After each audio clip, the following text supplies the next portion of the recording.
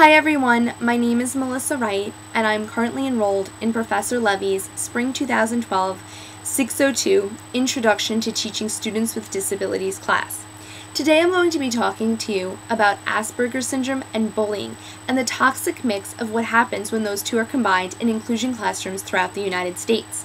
But before I get into the particulars, I just want to give you a quick rundown about what this video will contain.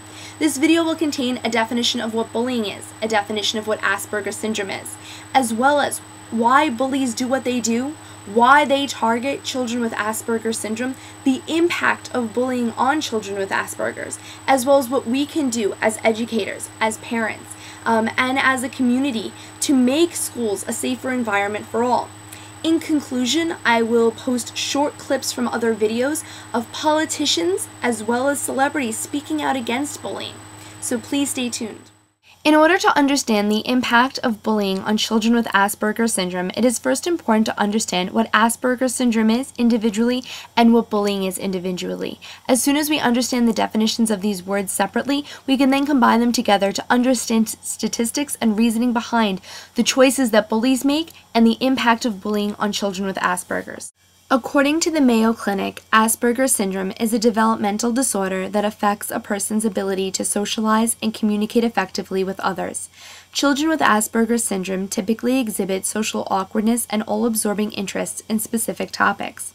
Asperger syndrome is considered to be part of the autism spectrum because it is a disorder that involves problems with social skills and communication, though it is generally thought to be mild in comparison with autism, childhood disintegrative disorder, Rhett's disorder, pervasive developmental disorder, otherwise known as not otherwise specified.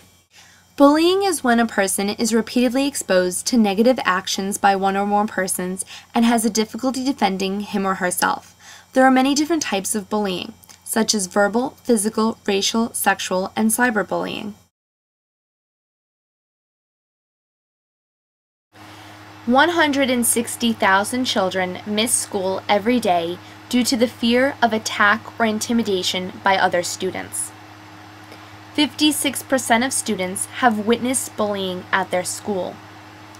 71% of students report incidents of bullying as a problem at their school. 1 out of every 10 students who drops out of school does so because of repeated bullying. 96.7% of teachers have observed special education students as victims of bullying.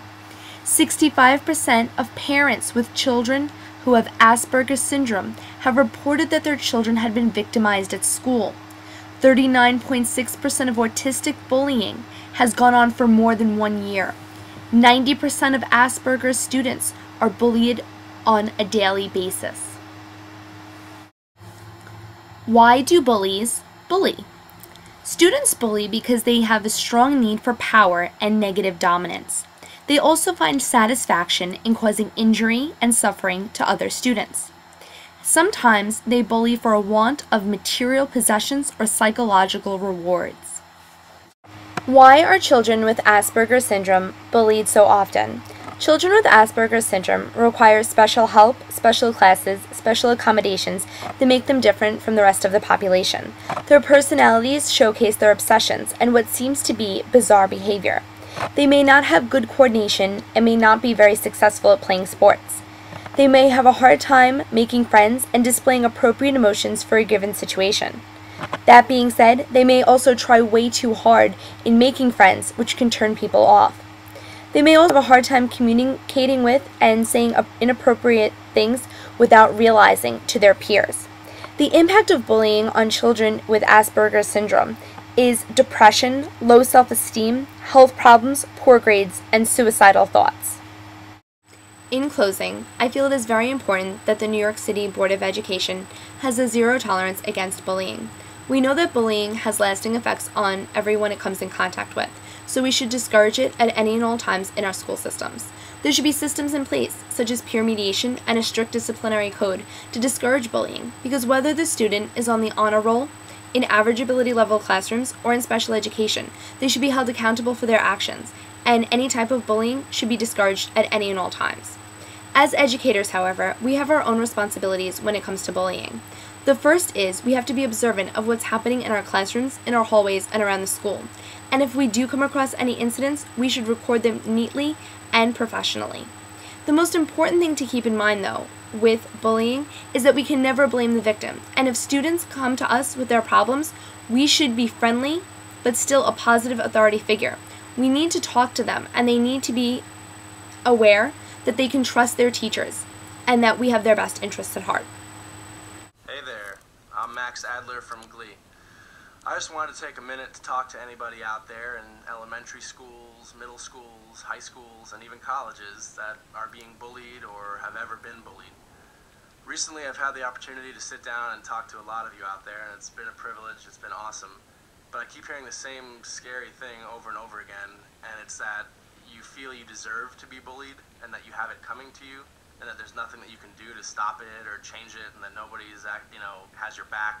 I just want to let you know that's absolutely the wrong way of thinking, and it's not true. You do not deserve to be bullied at all. And I'll tell you a little secret, is most bullies are extremely insecure and want to knock you down a peg to feel better about themselves. So being who you are is what's awesome. That's what makes you special, interesting, fun to talk to, desirable.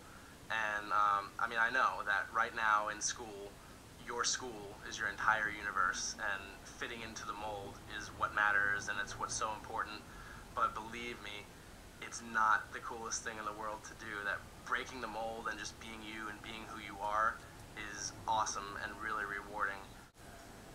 And we've got to dispel this myth that bullying is just a normal rite of passage, that it's some inevitable part of growing up.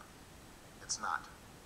We have an obligation to ensure that our schools are safe for all of our kids. And to every young person out there, you need to know that if you're in trouble, there are caring adults